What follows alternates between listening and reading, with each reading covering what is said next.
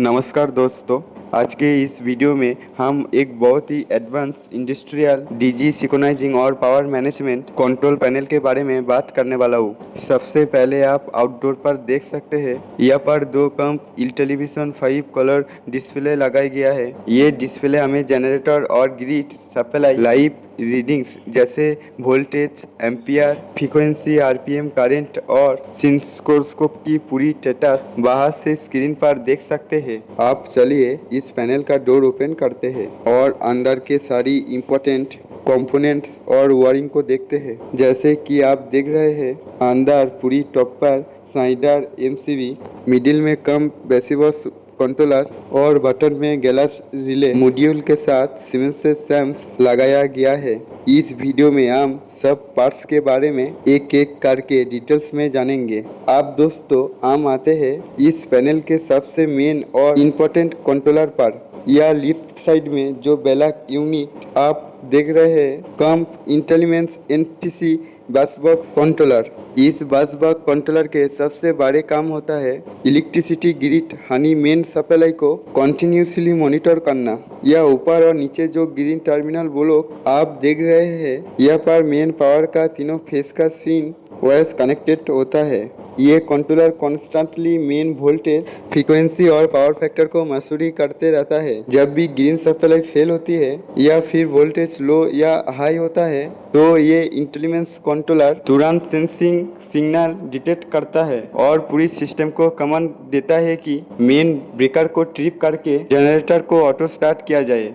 आप दोस्तों, इंटेलिजेंस के बिल्कुल राइट साइड में जो आप ये ब्लैक यूनिट देख रहे हैं, ये है हमारा कंप इंटेलिजेंट एनटीसी बस बॉक्स कंट्रोलर। इस बस बॉक्स कंट्रोलर के सबसे मेन काम होता है diesel generator set Honey DG set को पूरी तरह से ऑटो कंट्रोल और प्रोटेक्ट करना। इसके ऊपर और नीचे जो आप ग्रीन टर्मिनल ब्लॉक देख रहे हैं, यह पर जनरेटर के अल्टरनेटर वोल्टेज, करंट, फ्रीक्वेंसी और इंजन आरपीएम का सेंसिंग वायर्स कनेक्ट होता है। जब भी ग्रिड सप्लाई फेल होती है, तो ये कंट्रोलर जनरेटर को करंट कमांड देता है और इंजन स्टार्ट होने के बाद उसका फ्रीक्वेंसी और वोल्टेज नॉर्मल होने पर ब्रेकर को क्लोज करता है।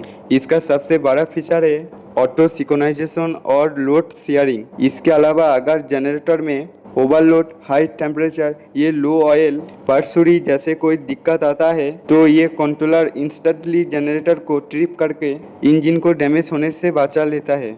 आप टॉप सेक्शन में आप देख सकते हैं, ये स्नाइडर कंपनी का एमसीबी लगाया गया है। इसका काम होता है पैनल की कंट्रोल सप्लाई और मेंस डीजी सेंसिंग वायरिंग को शॉर्ट सर्किट से प्रोटेक्ट करना। किसी भी वायरिंग फॉल्ट पर ये एमसीबी ट्रिप होकर हमारे मेन कंट्रोलर को सेफ रखती है। पहले गुरु में जो सिंगल फोल डबल फोल एमसीबी है, ये हमारा मेन वोल्टेज सेंसिंग लाइन और जनरेटर वोल्टेज सेंसिंग लाइन की प्रोटेक्शन के लिए है। इसके अलावा 24 volt DC internal control supply और एक्सेलरी ट्रिपिंग सिक्योरिटी के लिए भी अलग से एमसीबी लगाया गया है। दोस्तों, ये जो आप देख रहे हो, ये है 24 वोल्ट डीसी रिले मॉड्यूल। इसमें लेफ्ट साइड में जो ब्लैक मैरो रिले देख रहा है, ये हमारा काट रिले है और राइट साइड में ग्रीन बसे के साथ ट्रांसपेरेंट ग्लास रिले लगाया गया है। इन रिले का सबसे मेन काम होती है compo controller 24 volt DC signal को हेवी इलेक्ट्रिकल डिवाइस तक पहुंचाना। हमारे कंट्रोलर डायरेक्ट या सिक्योरिटी ब्रेकर की क्लोजिंग कॉइल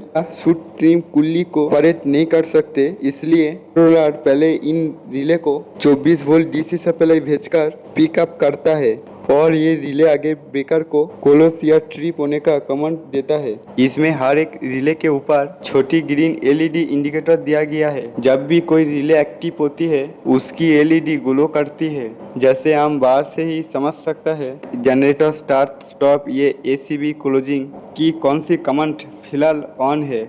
और एमसीबी के राइट साइड में आप स्नाइडर टीसी कंट्रोल कॉन्टेक्टर देख सकते हैं। इसका मेन काम होती है बैटरी चार्ज और एक्सिलरी एसी सप्लाई को स्विचिंग करना। जब मेन पावर रहती है, तब ये कॉन्टेक्टर पिकअप होकर बैटरी चार्जर को सप्लाई देता है ताकि डीजी की स्टार्टर बैटरी हमेशा फुल चार्ज रहे।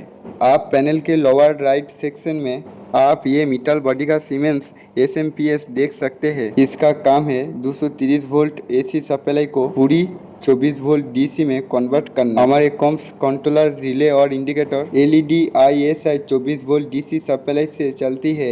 इसके पास में जो ग्रे कलर का टर्मिनल ब्लॉक दिया गया है, यह से पूरी पैनल की control wiring, city sensing wire और एक्सटर्नल सिग्नल आउट होता है। अगर पैनल में कभी कोई डिस्प्ले या कंट्रोल ऑन ना हो तो सबसे पहले इस सीमेंस एसएमपीएस का 24 वोल्ट डीसी आउटपुट मल्टीमीटर से चेक करना चाहिए।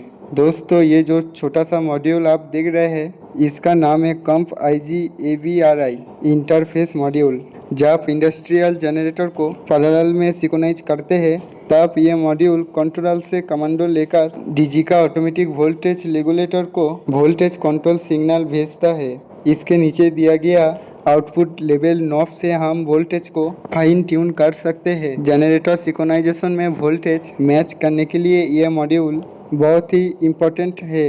दोस्तों, आज की इस वीडियो में हमने देखा एक पूरा कंपो DG synchronising control panel, industrial electrical automation, PLC और पैनल ट्रूबेल शूटिंग के ऐसी प्रैक्टिकल वीडियो के लिए चैनल को लाइक, शेयर और सब्सक्राइब जरूर करें। Thanks for watching.